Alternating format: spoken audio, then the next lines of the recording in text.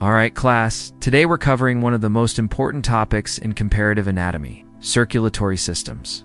This is a fundamental concept that appears on virtually every biology exam, so pay close attention. I'm going to break this down in a way that will help you not just memorize the facts, but truly understand the concepts so you can apply them to any question format. Let's start with the basics. What is a circulatory system? Circulatory system is the transport network in an animal's body responsible for moving substances to and from cells. Think of it as the body's delivery and waste removal service. It transports oxygen, nutrients, hormones, and immune cells to where they're needed, and removes carbon dioxide and metabolic wastes. Without a circulatory system, complex multicellular animals simply couldn't exist because diffusion alone can't transport materials efficiently over large distances. Now, here's a critical distinction you must understand for your test. There are two main types of circulatory systems, open and closed. This difference is so fundamental that exam questions often start by asking you to identify which type a particular animal has. So let's make sure you can distinguish between them clearly. In an open circulatory system, the circulating fluid, called hemolymph, is not always contained within vessels. The heart pumps hemolymph into large spaces called hemicoel or sinuses, where it directly bathes the organs. The hemolymph then slowly flows back to the heart through open body spaces. There's no distinction between blood and interstitial fluid in these animals. It's all one fluid. In contrast, a closed circulatory system keeps blood permanently enclosed within vessels. The heart pumps blood through arteries, which branch into smaller arterioles and then into tiny capillaries. It's in these capillaries where exchange of materials occurs through thin vessel walls. The blood then returns to the heart through venules and veins. Blood and interstitial fluid are kept separate in closed systems. This is a key point for your exam. In open systems, hemolymph directly contacts organs. In closed systems, blood stays in vessels and materials must diffuse across vessel walls to reach tissues. Now let's look at which animals have which type of system. This is extremely important for your test. You'll almost certainly be asked to match animals with their circulatory system type. Most arthropods have open circulatory systems. This includes insects, spiders, crustaceans like crabs and lobsters, and myriapods like centipedes and millipedes. When you think arthropod, think open system. That's your default answer. The heart in arthropods is typically a dorsal vessel, with openings called ostia that allow hemolymph to enter. Molluscs present an interesting case that often appears in exam questions. Most mollusks have open circulatory systems. This includes snails, slugs, clams, oysters, and scallops. However, and this is crucial for your test, cephalopod mollusks have closed circulatory systems. Cephalopods include octopuses, squid, and cuttlefish. This is an exception you must remember. Examiners love to test whether you know that not all mollusks have the same circulatory system type. All vertebrates have closed circulatory systems. This includes fish, amphibians, reptiles, birds, and mammals. There are no exceptions here. If it's a vertebrate, it has a closed system. Vertebrate hearts vary in chamber number, which is another topic you'll need to know, but they all pump blood through closed vessels. Annelids, which are segmented worms like earthworms, also have closed circulatory systems. This is another fact that frequently appears on tests because students often forget about these invertebrates with closed systems. Let me emphasize what you need to remember for animal examples. Most mollusks and all arthropods have open systems, except cephalopod mollusks. All vertebrates and annelids have closed systems. Write this down and memorize it. Now, let's discuss the advantages and disadvantages of each system type. This is another favorite exam topic because it tests your understanding of structure-function relationships.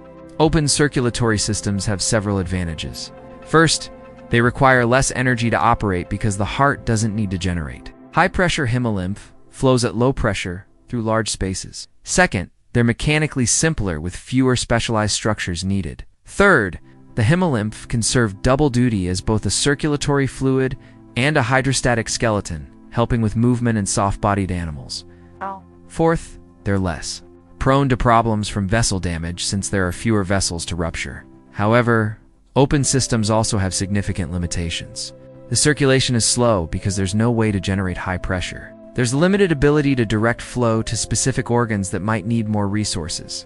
The system can't support high metabolic rates because oxygen and nutrient delivery is inefficient.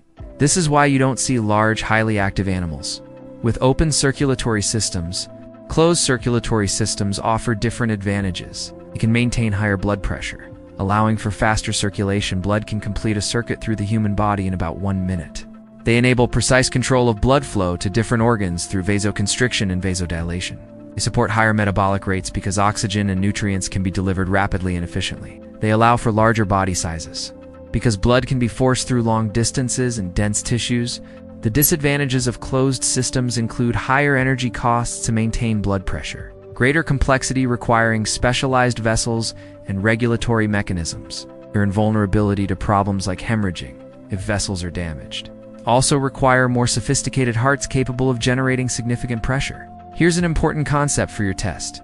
The type of circulatory system an animal has is closely related to its size, metabolic rate, and activity level. Small, slow-moving animals with low metabolic rates can function well with open systems.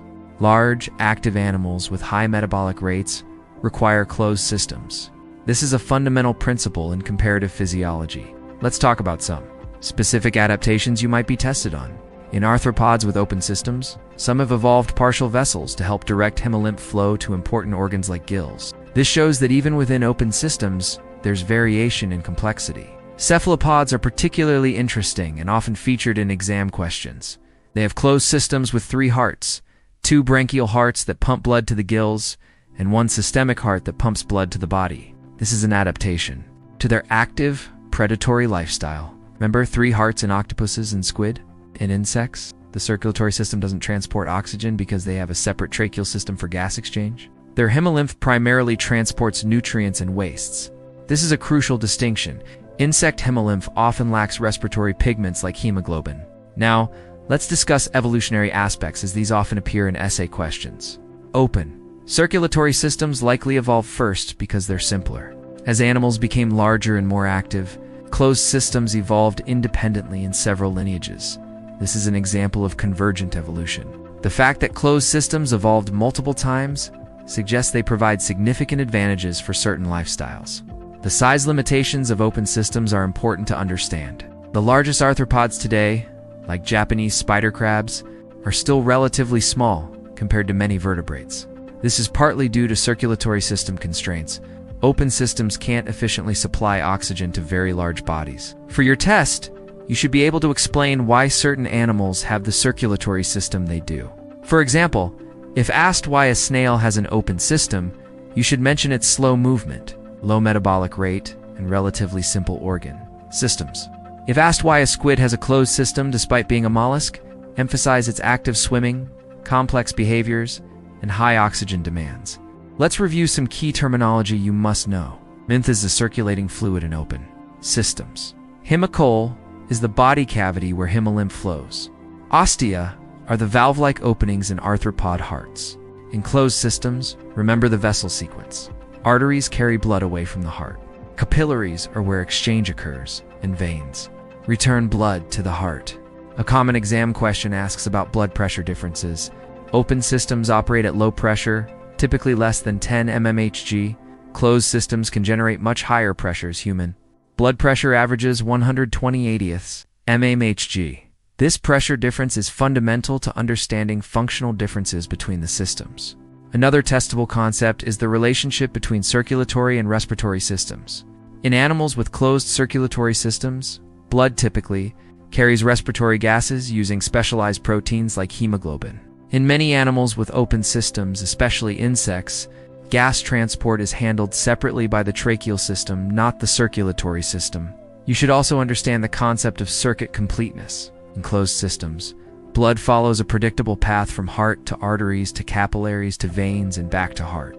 In open systems, hemolymph's path is less defined. It exits vessels, percolates through tissues, and eventually returns to the heart. For essay questions, be prepared to discuss evolutionary trade-offs.